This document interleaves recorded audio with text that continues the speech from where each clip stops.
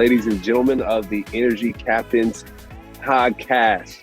Welcome back. It is Cam Lynch here and Whitney Holtzman back again. I'm currently sitting in sunny California at the hotel pool, Whitney, and excited to have this conversation. It's cool because I feel like with this virtual space, we can do this anywhere. We can be anywhere. I can be in Turkey and have this conversation. So really excited about it. And Whitney, I know we have some great guests here, and I'm going to pass the mic to you to introduce them. Absolutely. And I will say that we do have pools here in Tampa, and every other guest is in this area today. So I think you're the odd man out and need to find your way back here so that you can join the rest of us. So forget that California 3 hours behind business. We definitely miss you. And we're super honored to have two very special guests with us today from the Tampa Bay Rays. So we have team president Matt Silverman and Chief Communications Officer Rafaela Amador Fink. And so I just want to hand it over to them for a second. And I know how busy they are. So I just, wanted a quick introduction, but to also thank you guys so much for your time for coming on to chat with us today. We're very happy to be here. Appreciate the invitation. I'll go first. I'm Matt Silverman, team president of the Rays. I've been with the Rays for 17 years now, mostly in the team president capacity. I spent 3 years running baseball operations before Eric Neander became the president of baseball operations. He runs it now. And for the past 2 years, have been devoting my professional life to trying to make sure that the Rays stay in Tampa Bay forever. And we have our sister city plan that I'm sure we're going to talk about, really excited about, and hope to make it a reality in the coming months and certainly next year. Razi. And I am Rafaela, or Razi, as some people know me. I have been with the club almost 8 years. Before that, I did a whole host of things, including teaching high school English and working for elected officials and communication spaces. So it's been a really great time over these last almost 8 years here. And we're excited to build the future under the Sister City plan that we're working on. Awesome. And Razi, I know you and I were chatting offline yesterday, and we were both sharing our love for the Rays and our love for this area. I grew up here and was here when the team arrived, and my brother and I are the first generation to grow up as Rays fans. And I was lucky enough to intern for the team in 2007. So the Rays are part of my heart and soul. And I know that you said to me that you wake up in the morning and go to sleep at night just thinking about how to keep baseball in this area. So tell me a little bit about why, you feel so passionately about the team and how you sort of fell in love with the Rays. So it's kind of a funny story. I grew up in St. Pete, and the team came about, while I was in school. And one of the things that I did was that we have a program where you can work the concession stand and raise money for various groups. And so my very nerdy and wonderful Model UN club was raising money for our club at school, and we were slinging hot dogs here at the Trop in the very early days of the Devil Rays. So it's a funny turn of events to go from working a concession stand at 16 to raise money for a club to being here in the front office and working on this every day. I mean, baseball has been part of my life since I was a kid. My dad has coached Little League for 40 years plus. And it's just a way, when I was growing up, it was a way to really keep us out of trouble, right? Sports are an engine to help a lot of kids stay focused and stay out of the things that can get your future in a spot that's not great. So it's really been a part of who we are. I mean, the teamwork and the collaborative nature of it has always been something that I've brought with me to every job I've ever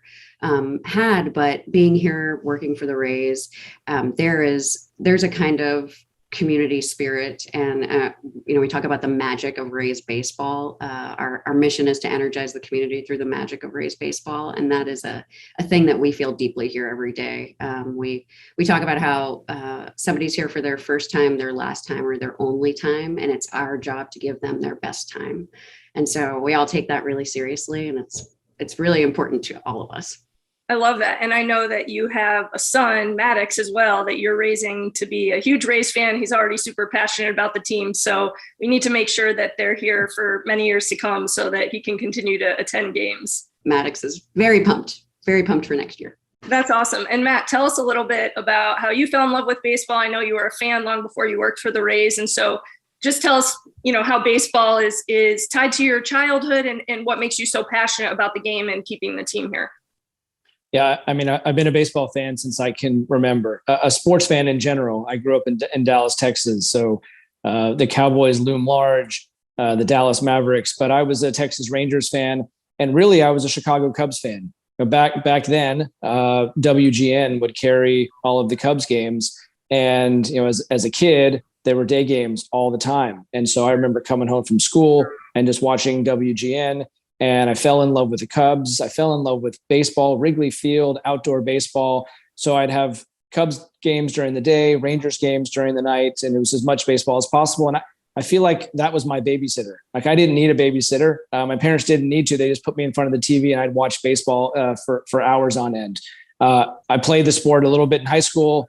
I was much better student than I was an athlete, but was happy when this opportunity came my way. I met Stu Sternberg sort of by happenstance when we were working together at Goldman. And what brought us together was our love of baseball. And now for almost 20 years, we've been working on this together, and couldn't be more proud of the success the franchise has had, what we've become, and the future that's ahead of us. That's amazing. Definition of, started from the bottom and look where we are now. And, it's really just the beginning. It's sort of a pivotal point, and there's more success to come for sure. So I think just pivoting to the Sister City plan, we're all here, either live in Tampa part-time or this area, but we all love this area. Our families are here. You guys are raising your children here. Matt, obviously you didn't grow up here. So I know you've mentioned you and your wife love it here and have decided to make it your permanent home, and your kids go to school here, and everyone's super happy in this area. So just tell us a little bit about the Sister City plan in general. And I know there's been some assumptions and miscommunications. And so kind of from start to finish, are you guys able to just lay out what you have in mind so that people know exactly what the deal is? Yeah, I'm happy to start, and Razi can fill in all the details, the key details that I might miss. But what we're trying to do is keep baseball here for generations and to have baseball flourish in a way that it hasn't completely. We have had great success on the field. I think we've won the third most games in baseball since 2008.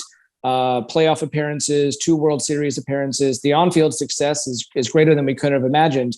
But we haven't been able to climb out of the bottom in terms of attendance and revenue. And look, revenue is important because that's what pays the bills, and it's what pays the players.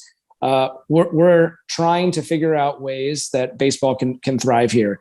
And it was after we had a failed effort to build a stadium in Ybor City that we started getting even more creative, and that's where this Sister City plan was born.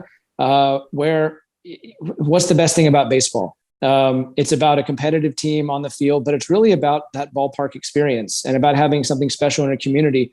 And because of our weather, which is fantastic for almost all of the year, we can't have that experience. And so what we've created here is the ability to have a neighborhood ballpark outdoors where you can experience open air baseball the way it's played in Wrigley and Fenway.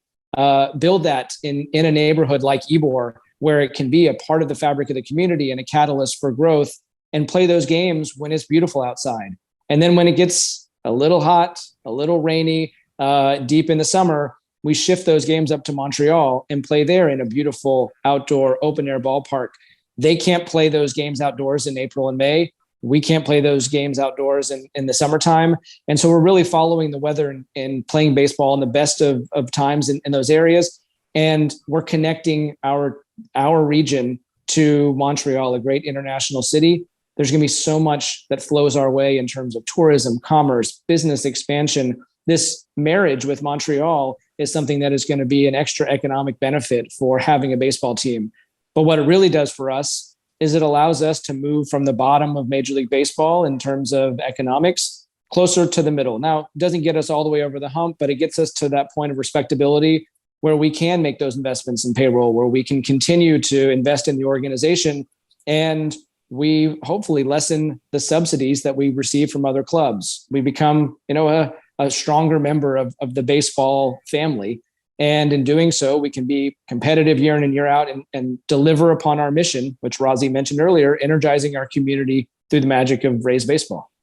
That sounds incredible. And also, I know you guys officially call it the Sister City Plan. I've been kind of calling it the Tampa is Awesome Plan, at least for this side of things, because I love the idea that you can drive your boat up close to the stadium and hop off and walk or get a quick Uber to the game, or you can go to Armature Works on the weekends and then take a quick stroll over to the stadium, or go to a game and, eat at Channelside after, or work in downtown and walk right over. I mean, we've seen from our boat parades, there's so many assets to this area, and people love spending time outdoors and in that general area anyway. And how cool would that be to be able to create memories with your loved ones by being able to just hop over a game instead of driving over the bridge and sitting in traffic and all of that.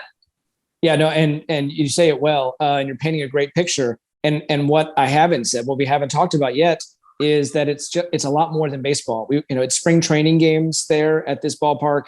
It's 40 regular season baseball games. It's postseason baseball games. But we hope that this venue, this ballpark, is in use 200 times a year. It's going to be home to the Tampa Bay Rowdy Soccer Club. And it is being designed specifically to accentuate the best of baseball and soccer. So you can play soccer, all rectangular sports can be played there. It's a concert venue. There's so many things that we can do. And you think, the baseball season is only a few months of the year. We have so many great months to program that facility and add activity and energy and excitement to Ybor all year round. It fits in really well between Amalie and Raymond James in terms of capacity, in terms of events. So it's complementary. It can bring in new events. It adds to the way we advertise our area and bring world-class events in.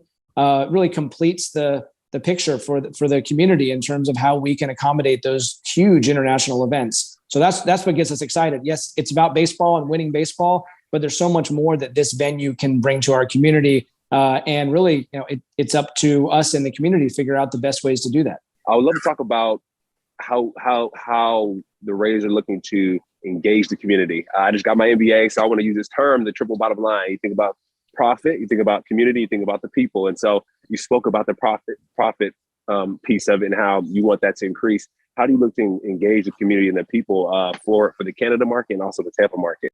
I would just jump in and say we work off the principle of meeting people where they are. So we have been engaging small group dialogue around the Sister City concept for the last 2 years since we started. COVID, changed all of us and changed all of our lives. And so, of course, there was a break there from how we could communicate with people while we were all trying to figure out how we were going to communicate with everyone.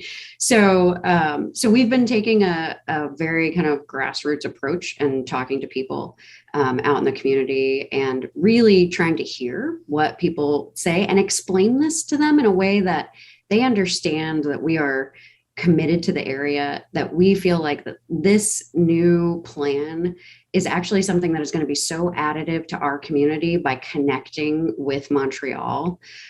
So we always take the approach of talking to people, of making sure that we are understanding, who's out there, but it's hand-to-hand combat right now. We're talking to everybody. We're having every meeting we possibly can to ensure that we can preserve baseball in Tampa Bay and really have it thrive. And to that point, Matt mentioned the economic impact, and obviously the stadium in many ways would totally change the landscape of this area and create more revenue, more events, more excitement, and add more value to the city. But I had mentioned this story to Razi. I was recently on a call. So most of I became an NFL agent earlier this fall, and there was a company in Montreal that needed some help, their marketing agency, and they needed some help representing their players for the actual team contract negotiations. And so they reached out and we got on the call, and again, they're based in Montreal, and they were like, I hear we're going to be cousins. And I stood out to them because we were already sort of like the sister city idea where they wanted to first defer to me because we sort of have this impending partnership in place. So in my opinion, that's an economic opportunity that came about just for me that I don't think would have happened in the same way or at all, if not for, these discussions to begin. Yeah, we see hundreds, thousands of those types of opportunities that come together. And when Montreal and Quebec businesses look to expand to the US, their first and obvious choice is going to be here. And once you start that road down here, more will come and the clustering will come. And we have so much to benefit from that. Snowbirds coming down, the tourism during the time of year that the weather is even, the most beautiful. There's so many great things that can come from it. But at the core, this is about keeping Tampa Bay going. And it's what we're known on a national stage, and the stakes are high because this is about the baseball team staying here, thriving, and keeping Tampa Bay going in a new and innovative way versus the alternatives we don't even want to think about. But part of the reason why we're talking to Montreal and why we think Montreal is the best partner here is because they lost baseball. 18 years ago, baseball left, and they've been trying for 2 decades to get it back. And they're excited about this prospect and teaming up with a cousin in Tampa Bay, and together being able to fuel a winner that they can be proud of, that we can be proud of, and I think is a distinction for our communities. Baseball teams are hard to support for a community. There are lots of great communities that we benchmark ourselves against that don't have baseball, whether that's Nashville or Charlotte or Austin or San Antonio. They don't have baseball teams. We can continue to differentiate ourselves not only with this sister city plan, but this connection to Montreal, and hopefully many entrepreneurs like yourself and big businesses will benefit from that connection. Absolutely. And Matt, I know you've mentioned that we're obviously the first to try out this sister city concept, but do you feel like this is the future of baseball and that other cities might start to follow along? I'm not sure. I'm not sure how much we're going to trailblaze here necessarily in baseball, but we have heard from other professional sports teams who are interested in something like this. And you think about how professional sports can grow in our country. The traditional way is a franchise moves from one to another. On occasion, there's additional franchise that are created through expansion, but most of the leagues are pretty saturated. And so this is a way to take professional sports and grow it throughout the country and throughout North America. Now we're doing it because we think this is ideal for us, but maybe down the road, other communities will find the same thing and find some of those synergies and reasons to do it. We think we're getting the first draft pick here in Montreal, and it's just perfect given that we're in the same time zone. We have these complementary weather patterns, and there's already this established connection between Canada and Florida. A lot of it's tourism and economics, and we can just accentuate that with this connection. Awesome. And does the team have a name yet? And also, we would be building 2 new stadiums, correct? One here and one in Montreal? Correct. So this takes building 2 new open air ballparks, one in each location. And we think the price of those is about the same as if you're trying to build one new retractable roof ballpark. So it's 2 ballparks for the price of one. We love BOGO. Yes, everyone loves the BOGO. Yeah. But it's baseball the way we want to play it in an intimate setting. The ballpark we're designing in Ybor is only 45 feet high. I mean, it fits into Ybor. It matches the architecture and is complementary as opposed to something that sort of looms 250 feet over Ybor, which would be the required height of a dome. So yes, we're building those 2 new ballparks, and it is a 25, 30-year permanent commitment for us to do this and to see it through. And we think it's going to be an incredible success. And I want to jump into, I want to speak about how you all are trailblazing and doing different things in the sports space. And when we first hopped on this call to do this Energy Captains podcast, I saw Rafaela, and she mentioned that she is Boricua, she's Puerto Rican, and she's in a high place at the Rays, right? So there's diversity at the top. I think that's extremely important. And so, Rafaela, can you explain to us your experiences and kind of what you go through as a minority woman in this space at a high level? Whew, that's a big question, Cam. Look, I've had great mentors and people around me and really men, because there have not been a lot of women in the position that I am in. And so a lot of kind of sponsors who said, hey, let's bring her along and bring her up in this.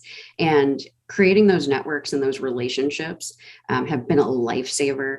Really putting myself in a position to say yes as much as possible to the opportunity that's in front of me has been a thing that I try to, when I mentor people, it's one of the first things I tell them. You got to try to find a way to say yes to every opportunity that you have, because you never know where that one opportunity is going to lead. And so I'd like to say that it's been easy and fine, but but the reality of being a woman and a woman of color in professional sports, but also just in the business world. I mean, it's a thing that is a challenge every day. But when you surround yourself with people like Matt and Brian, our other team president, and Stu, our owner, who really value diversity and thought and perspective, it's a great place to be. And just to give some background on that question, Cam is obviously a huge champion of building up women in this industry. And I learned when I started my business that a lot of my clients were raised by single moms. And, Cam's lucky. He has two wonderful parents, but he grew up with his mom and his grandmother in Atlanta. And I'll never forget when he was playing for the Bucks, but they somehow drove the Christmas tree down on top of their car for 8 hours instead of him going to get it at his house. So they just are sort of the type of women that get everything done. And we've been in rooms where people have treated me. I mean, Cam has seen it firsthand. They'll talk one way or say something to him, and then they'll turn to me and it'll be a totally different story. It's like, I don't matter. I've disappeared. They have no trouble disrespecting me. And when Cam sees it, he gets up and walks out of the room. So, for him, that question comes from making sure that as, the Rays continue to grow, like he loves the idea that you're, sitting in this conversation and right here next to the president of the team, and that, it shows how much the Rays do really care about this community and diversity and having different voices in the room.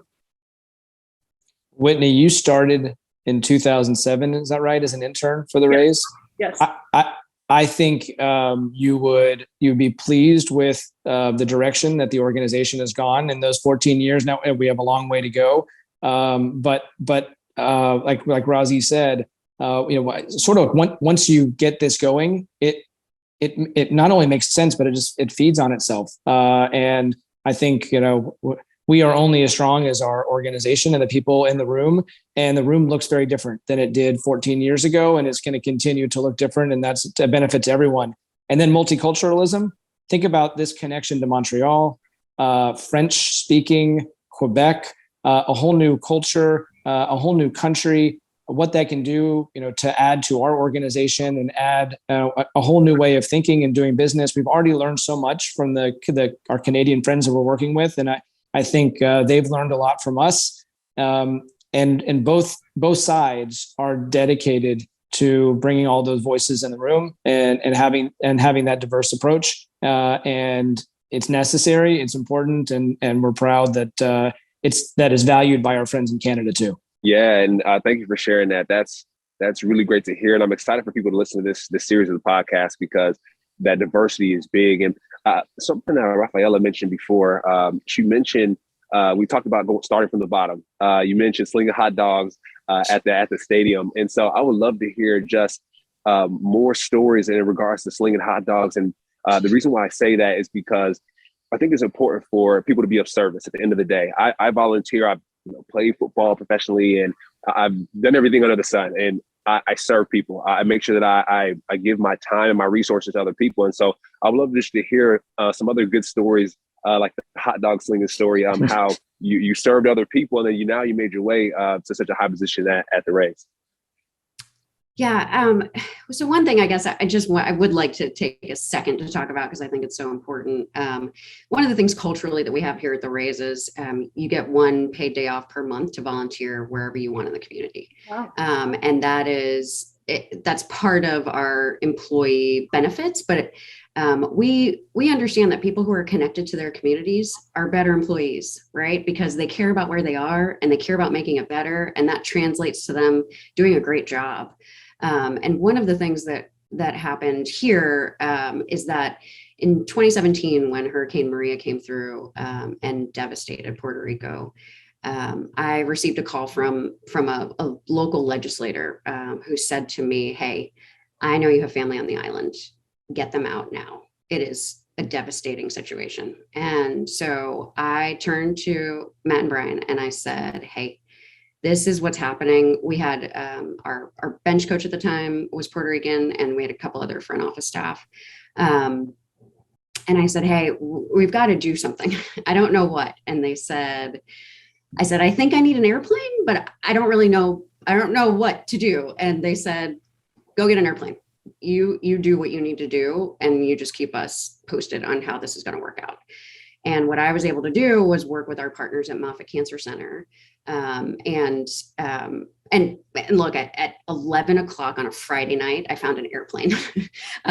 There's a whole world of airplane brokers I had no idea about, and they are happy to get you an airplane whenever you need one.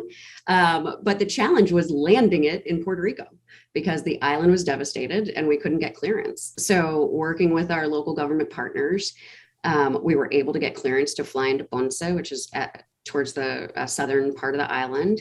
And we brought there hundreds of pounds of supplies, generators, all kinds of things that the island needed. But we also were able to bring back a decade's worth of cancer samples that Moffitt was working on with the Ponce Health Sciences Center there, bring them back here to the mainland because the generator that they were on was going to lose power and we were going to lose a decade's worth of research. And so what we did was we were able to bring back that research. We brought back nuns. We brought back people who were on cancer treatments. We brought back family members. And I think the thing that is so incredible about it was Matt and Brian and Stu in particular were totally hands off in a way that they trusted what we were doing and trusted that we were going to do the right thing and make the organization proud of what we were doing. And the kind of trust that they had in me to do that, but also for our whole organization and what we were able to do for the community at that time. It's something that I don't talk about enough, and I need to talk about more. And so thank you for allowing me to take the time to do that here. But it's who we are just as an organization and as a community. And I think that resonates a lot with people, that we're able to lend a hand when we can. Wow. I mean, I feel like, I was like, you're not crying, I'm crying. Whatever that saying is. But like, I was like, man, that's next level. And hopefully we can get this piece and share that with the Tampa community, because I think everyone needs to hear that story. Wow, I'm blown away. And I think, Cam, obviously, when you're an athlete on a team, you're an employee of an organization. And so it really matters how, the front office treats you. And I know you've shared all kinds of stories with me about what it's been like to work for different organizations, play with different teams. And so for you, I guess maybe just talk a little bit about what it would mean to you to be a part of a culture like that, like the Rays have, and also how much you enjoyed, or you can, tell us just about what your experience was like playing here in Tampa Bay and sort of why you decided to make it your home, because a component of this whole sister city plan is obviously the athletes that make up the team. And, you were one of those people. And so what is it like playing and living here from your perspective? And at least I know for the football world, you also kind of get a tax break playing in Florida. Yeah, no state income tax. That's number one. The beaches too. But to that point, greatness starts at the top always. And working for the Glazers at the Buccaneers, Darcy, she's great. She does a great job of wrapping her arms around people. And as of this year, the team won an award for having the most diverse staff. And I think that's a tribute to her work. So I think that is big. And also too, I'll go to the kneeling situation with Colin Kaepernick when he kneeled. I was playing, they got us in a room and Darcy said, hey, like, we support you. We got your back. Whatever you do, just know there's going to be consequences on both sides. So we got your back and we support you. And so to that point, I bought my house there because I'm like, hey, like, this community enjoys me. The leadership, the employers, they enjoy me. They value my work and they value me as a Black male. And being a Black male in this world is very tough. And so it's important to have that parent, that corporate parent, to look out for you, put their hand on your shoulder, say, hey, like, I know this is tough out here, but I got you. I got you covered. So it's really cool to hear that, Matt and Rafaela, that you all are supporting your employees, and Matt, for you to uplift a minority woman in this space it speaks volumes. And man, shout out to you for that. I really appreciate you, just from a minority and hearing that. I'm like, wow, I would love to work for the Rays myself, hearing that. So that's really cool. Cam, does football translate to baseball at all? At the end of the day, yes, I would say, when it comes to community, when it comes to team, but on the field, I don't think so. I don't think so. Well, and also, obviously, we're also clearly passionate about this area and love it here. And for me, I mean, I am a diehard sports fan. Cam knows, like, you know, when the Rays or the Lightning or the Bucks lose, like, I'm just like a wreck for a few days afterwards. I get very emotional. I get very fired up. He's tried to watch some sporting events with me. He's not a native Tampa resident. So, you know, he didn't grow up being a fan the same way I do. So I just like can't even, I get so worked up whenever, you know, there's a bad play and just sort of explode. And he's really good at understanding how to handle it. But I think it shows my passion for this area. And I mean, games during the regular season for the Rays, you know, and especially when we go into the postseason, it's like, you know, we probably all feel the same way. You hold your breath. And I know that, you know, it would be devastating for me. And I speak for a lot of other people if the Rays ended up leaving. And so I think from my perspective, people really need to understand that we need to make the sister city plan work, or there's not really another option. We've kind of exhausted all prior options. And so being a fan myself, I have been, you know, asking, especially Rozzy, some questions along the way, you know, sit in bed at 3 a.m, like, wait, why can't we just build a stadium in Tampa full time and, you know, forget about the retractable roof, but just have baseball here and, you know, forget about the Montreal component until, you know, I started understanding the benefits. And I think that you helped me understand something, and maybe you can explain it for everyone, but the fact that there's not a salary cap in baseball, there is in football. We don't have a mortgage on the Trop. And so in order to stay competitive, like, can you just explain a little bit of that whole dynamic so everyone understands it? Because I think people ask that question a lot. Like, we know we can support sports teams, so why can't we just make it work here? Yeah, look, we don't have a salary cap in baseball. And so what we talk about is we have to remain competitive on the field and in the front office. When you look around baseball right now, it's not only, you know, our players who are around, but it is the front offices of the Astros, of the Red Sox, of the Dodgers. There are countless teams that have Rays front office execs that are there now.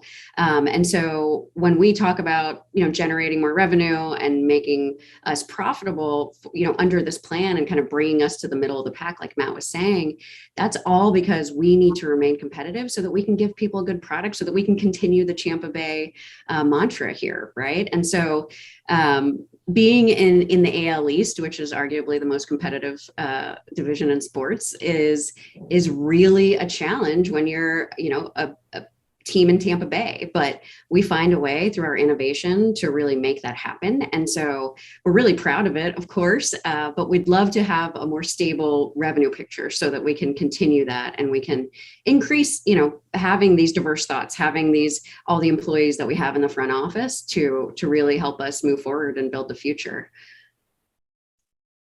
Awesome. Matt, is there anything you wanted to add to that? Although Rozzy explained super well. She explained it super well.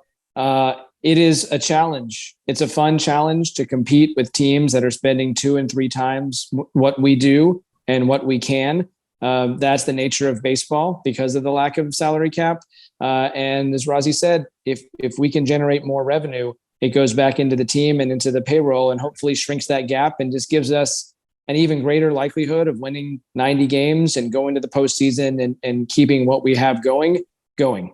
Awesome. And so what would the timeline be for this whole situation? Because I think some people think we're going to Montreal tomorrow, we're building a stadium in Ybor, are we playing in the Trop? So can you kind of just organize and break it down for us of what the next steps are? So we have a lease in St. Petersburg that runs through the end of the 2027 season. If we are able to, if we're successful with the Sister City plan, those ballparks could be available as early as 2026. So we're still talking about several years of run up to that point. But what would be interesting is we would know what is happening. We would be building 2 ballparks. Montreal would be a part of the Rays family at that point. And so that combined business will take off. All of our games will be on TV in Montreal at that point. We would have fans coming down and visiting.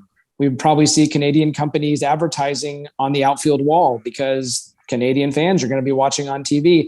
And so we'd start to see the seeds of this new business. And then it would peak in 2026 when those ballparks open up. Awesome. And is this whole plan or idea dependent on Tampa? Like, is Montreal already bought in and then we just have to, you know, say we're moving forward and then, you know, we can get the ball rolling? It takes everyone coming together and deciding to do this. And so there are approvals that are going to be needed in Tampa and Hillsborough, approvals in Montreal and Quebec, ultimately Major League Baseball and the Players Association all coming together. We're confident that we can do this. And the reason why is because we're growing the sport. We're growing our revenues. We're taking a franchise that has a big question mark on it, and we're erasing that. And we're cementing our fate in a way that we're going to be successful and a great, solid part of Major League Baseball. And, at the end of the day, we're going to be able to fund a higher payroll and fund even better teams. And, that's the name of the game. And that's the best way we can energize our community through the magic of baseball, is to win baseball games. And so to just summarize in layman's terms for the basic fan over here, basically right now we don't have a mortgage on the Trop, so we don't have a payment, but it's already hard to keep up with the corporate dollars in New York, Boston, some of these Toronto, Baltimore, some of these other places in our division. So if we took the money and built a $1.5 billion stadium just to keep the team here, we would be basically fielding a T-ball team in comparison to the New York Yankees, and that would be fun for no one. But what you're looking at is, what you expect the revenues to increase in a new ballpark, and then what you expect the annual cost would be on your mortgage. If the team puts in $100, it's going to pay $5 a year in a mortgage payment. The higher you go up in terms of the contribution, the more you have to pay. And then the greater your expectations need to be on the revenue side to be able to justify making that investment, with the possibility of being able to funnel all of the support of baseball into 40 games here and doing the same in Montreal. We actually feel like we're going to be able to fund a greater portion of the ballpark costs because our revenue picture is greater. That reduces the public's contribution, which is always a good thing. And instead of asking the public to fund a portion of a $1.5 billion stadium, we're talking about roughly half of that, for so much of the benefits of having a professional baseball team and what else you can program in your venue.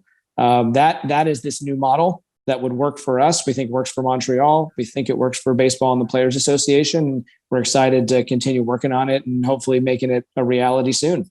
Okay, awesome. So for most of us who are listening who are not politicians, what can we do to help support this plan and, take part in all the exciting aspects of it and make sure that we don't lose baseball in this region?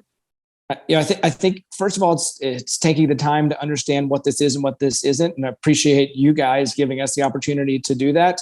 Because if you sit with it, I think it starts to make sense and you understand why we're here and why we're so excited about this idea and what it can mean for Tampa Bay and for Montreal. And then it's spreading the word. It's dispelling some of the misinformation that's out there. It's during the holiday season, having these types of conversations and explaining it, and ultimately making your voice heard. If this is something that you think is important, politicians need to hear it. Social media needs to hear it. Although, that's sometimes the not the easiest of atmospheres, but to be able to continue this conversation and show that there's support, there's energy for it, because there is, and build the momentum towards making this happen. That's awesome. And I think my last question, does the team have a name yet? The team does not have a name, but we are the Rays. We've been the Rays for almost 25 years, and that's who we are. It fits us. It's hard to imagine us being anything else. Okay, I love that. At least we'll, definitely be able to hold on to that. Cam, did you have some additional thoughts? And would love to just hear your 2 cents hearing this all for the first time. Yeah, this is great. And my thoughts are, what else are you all excited about in regards to the season? I know this is a big initiative. This takes up all your time, but just like small things for the fans that are listening, like what are something small that like nice little change that you both are really looking forward to this year? And Rafaela, I'll toss to you first. One of the things that has been a challenge over the pandemic is just not being able to be with each other. And so really being able to have our fans back at the Trop and being able to be out in the community again and having conversations with people, getting through the holidays now and looking forward, of course, towards the spring. It's going to be so exciting. We're really in a great position. Our last 2 years of success have been so fantastic that I'm just ready for baseball to start again, even though it just ended not long ago. And I think it's just going to be so much fun to all be together again and safely and under this new kind of order of the world. And I wanted to add one thing really quickly that, when Matt and Brian first came here, we were the Devil Rays, and we had a policy that if you saw somebody walking around town with Devil Rays gear on, you had a card in your pocket that you could give them for 2 free tickets, because we were trying to build this brand, right? And then in 2008, we became the Rays, and went from worst to first, and went to the World Series, and the pride that we have in this team and this area and this community is so great. And being able to build this brand over the last 17 years for Matt and, less than 8, almost 8 for me, it has been just such a joy. I mean, the things that we've been able to do, I will tell you too, on the diversity inclusion side, we have a Jackie Robinson celebration that we do every year, Hispanic Heritage and Roberto Clemente Day. We have a huge pride game that we do. So, and these all come with community components as well. It's not just inside the ballpark, it extends outside the ballpark walls. So really being able to do those events again at the Trop, and again, continue to build a fan base into this great thing that we can move into Montreal and, spread up there as well. I'm just so looking forward to everything we've got on the horizon. I'm a baseball guy. And so when it comes down to it, to me, it's about the product on the field and what it can mean to a community. I'm just excited about the window that we have in front of us. It's been a great run, and it's not coming to an end anytime soon.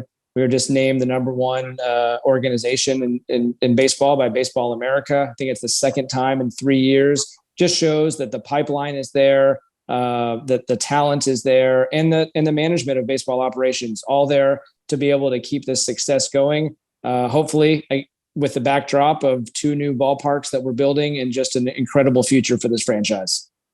That's incredible. And I think Cam and I started this podcast and have really focused on telling the story behind the story in the sports world. And, we are both very aware that sports is not our purpose. It's our platform to our purpose. And we think it is the greatest vehicle, the greatest unifier out there. And I mean, Raza, you told the story, you saved lives, by going to Puerto Rico, thanks to the help of the team. I mean, the impact that sports can have on people's lives is immeasurable. Nothing can sort of top that.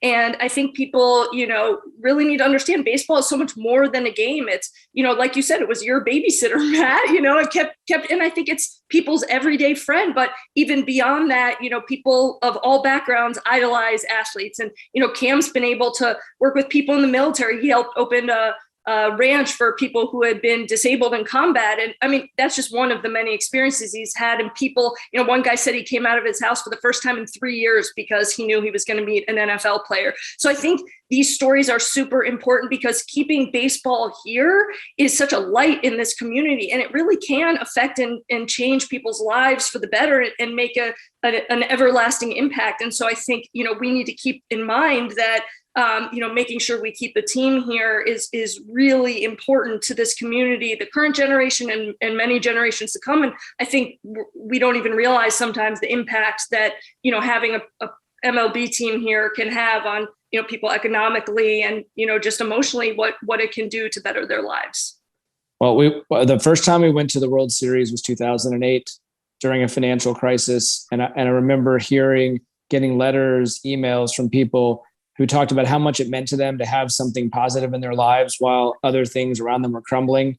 And then we went to the World Series in 2020 during a pandemic, and we didn't have a single fan show up at Tropicana Field that year, but the fandom and the attachment and the fervor was incredible.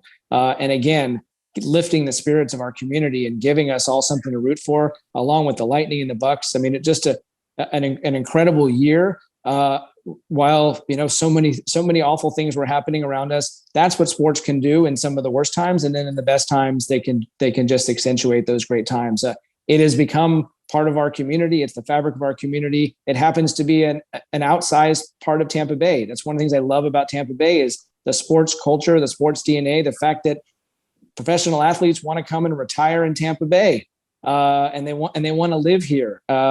It's the momentum is great. It's a great place to be, and we're proud to be the Regions baseball team and want to be that for generations to come. I love that. And I think we all love this area because of the wonderful people that live here. When you talk about Tampa, the first word people always use is the community and big-hearted people. And the city is like one big family. We all genuinely care about each other, and it's people who live life the right way. And I think people got a chance to further even see your hearts today and the kind of people you are. And, we want this team and you guys, to be here forever and be a fabric of this community and leading the sports charge. And I think before we wrap up, I just wanted to make sure, is there anything else you guys wanted to say about the team, Tampa, the Sister City plan, that we didn't get to ask you, but that you want people to know? I think we covered it. Okay. But Rozzy is the expert, so we'll let her close it out. I would just say, Whitney, the thing that, we talked about the other day, which you alluded to, we wake up and we go to bed thinking about this every day. And when it comes down to it, like Matt said, we're fans too. This is the thing that we want to pass on to our kids and make sure that our kids have here. And so, we encourage you, come out, come talk to us. If there's, if you see us around, please say hi. We're always happy to talk to fans and especially talk about this and talk about how excited we are to move it forward. And I just want to thank you both for taking the time, because we know that, this isn't an easy thing that gets a soundbite and people understand it. And so to have credible voices like the two of you who are willing to have us on and really talk through this is really important. And so we really appreciate that.